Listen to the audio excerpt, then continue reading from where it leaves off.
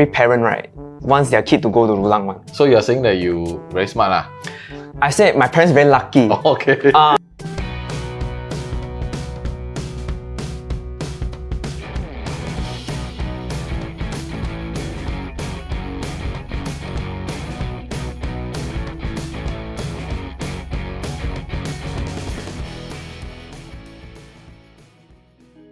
Hi, this is Edmund, your Singapore Real Estate Insider, and today we have Cynric Ho. Wow, let's have Cynric to share a little bit about himself right now. Hi everyone, my name is Cynric.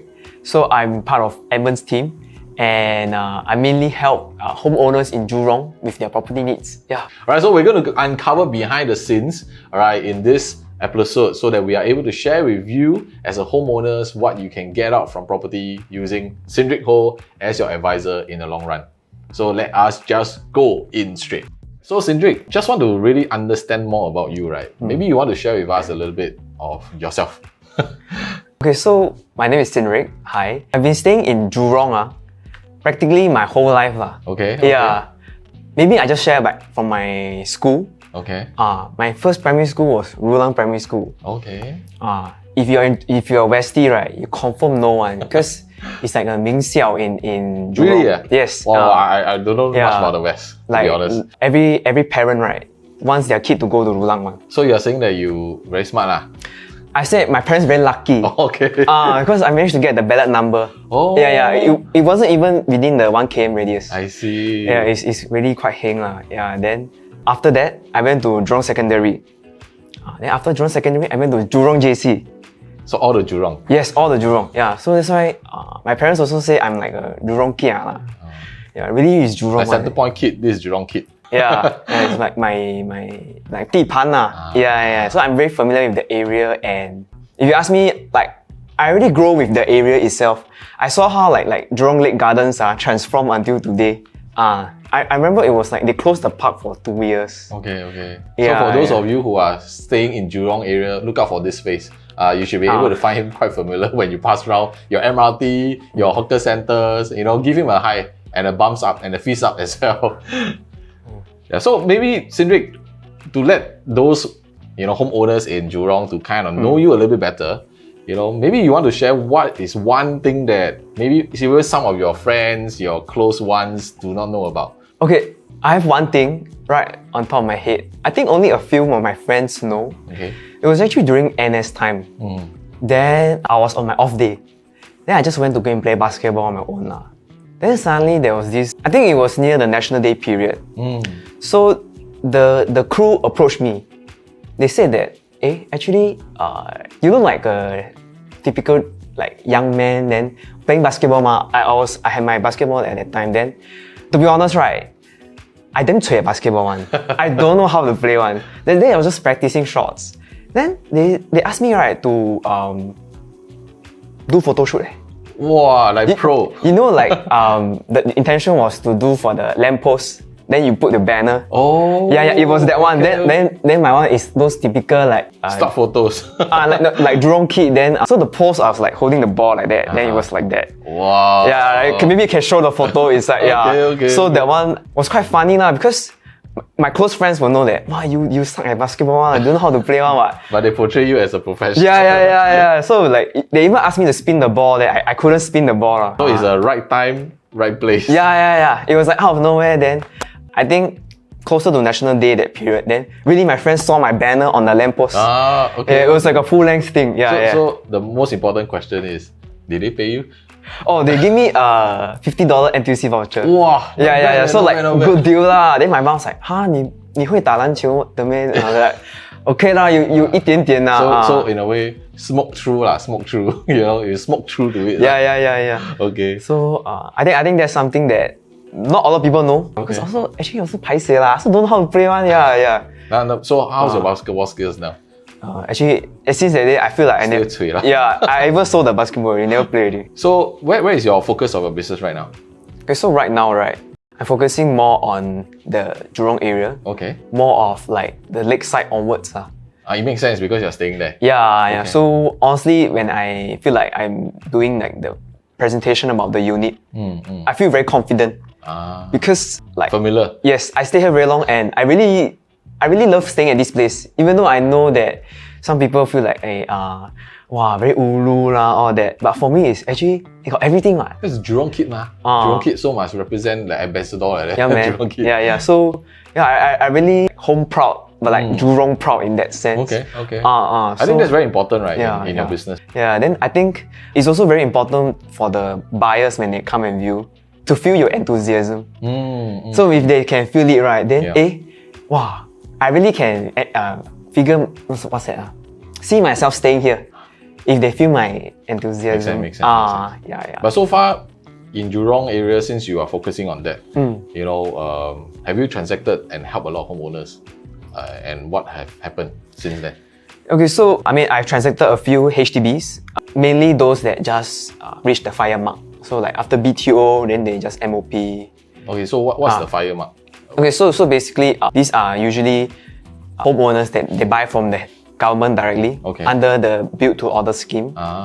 Then after they have stayed there for 5 years, so they will be selling like in the market lah. They might be looking to relocate or maybe to upgrade, something like that.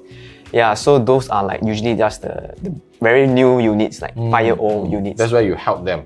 Yeah. So I did a few transactions there. I even did one. I was selling this unit at near Boon Lay Hawker Center there. Okay. So very funny, the buyer was actually from Tampines. Wow. So from Tampines come all the way down to Boon Lay. I mean, I'm sure they had their own personal reasons lah. But Rulang was also a part of the. So it's school also. See, so in the end, Singaporean parents also school 很重要。对。Yeah. Other than that, I also did a few resale condos in the area. So we can say that because you are Jurong kid, you are so familiar with the area. Whether it's from a HDB condo, you know what is happening. Yes. Yeah. And you've done your homework lah. Of course. Yeah. So towards your group of homeowners or clients that you work with, right? Generally, is there a specific age group that you specifically help, or is a wide range? Actually, I don't really have like a specific age group that I target. It's mostly I see what is I do based on their needs. I see. Yeah, because I've done before for like also an owner in Jurong. He has a HDB. Then he's exploring a second property option. So what I did for him is we did the math, and then as long as there's a safety net, it's okay for him to buy a second property and also pay ABSD lah. And this guy, this owner is actually older, much older than Yes, he is in his 50s already. Wow. And so for he runs his own business. Well, the reason why I asked, right? I'm young, but he's younger. So for him to advise a 50-year-old, will there be any like worried from the homeowner like you are Jurong kid? So I think in this line, definitely age does matter because people see you differently lah. Yeah, but I think maybe because of the way I portray myself, and also sometimes they see like, oh, you from NUS. Then like I think they do have some reassurance. It's like, oh, actually should be like got standard lah. I mean that's the first impression. Okay. But I think after you get to know me, and then I think we talk a little bit more.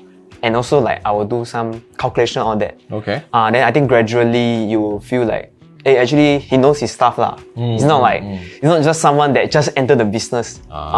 It's like so got standard lah. Got a bit like talk like a bit loud. Got profile. Got lao jiao feels already. A bit. Yeah. I mean, just now you were saying just now you were mentioning about NUS. So you graduate from NUS or what is happening?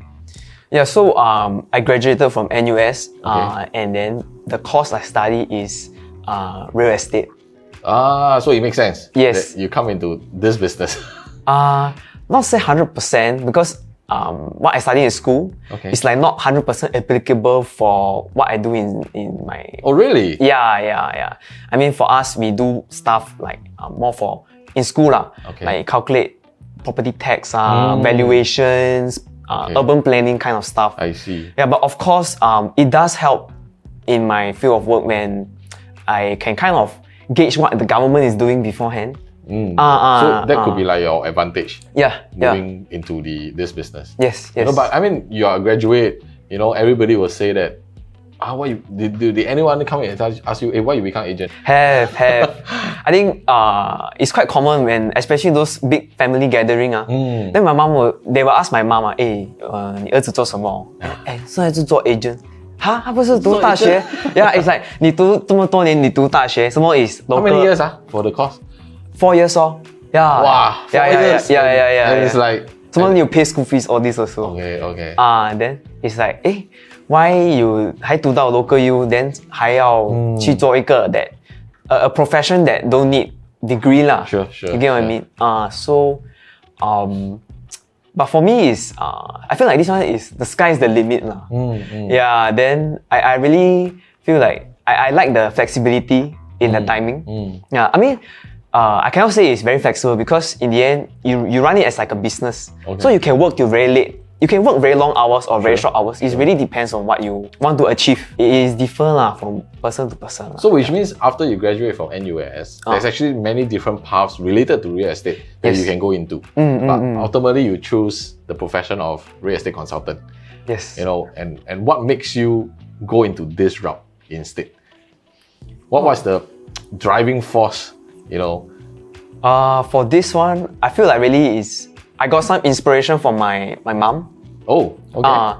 Because actually she was also agent real estate consultant. Okay. But it was like during I would say at least 1 or 2 decades ago. Wow. Yeah, so she's really the 老教 already. Then I think growing up, I see how she do property. It's worth a shot lah. So it's like in the blood lah. Alright, a little bit in the blood. Yeah. Then I think it's quite nice. Like sometimes after work I go home. Mommy, like 我觉得我有这个 problem. Can help to. Yeah. Really like got a senior. Then she'll give advice. Actually, sometimes just follow your heart and then do things that you can like sleep with lah. Like you don't go and do things that you need to always worry and so it's like actually it helps. Yeah. Next up, on Think You guys do Property. not know, Mom is a property consultant. He followed the footstep. Now in the office it's like those father-daughter duo, that kind of thing. Yeah. It's an investment of 5 digits. So wouldn't that be very uncomfortable for you as you're running this business? Definitely you feel scared one. It's like if I tell you right from the start, damn confident, like you confirm scared one. Definitely over time, I think once you get the hang of it, it gets better. I feel like I cope with it better lah, after a few transactions.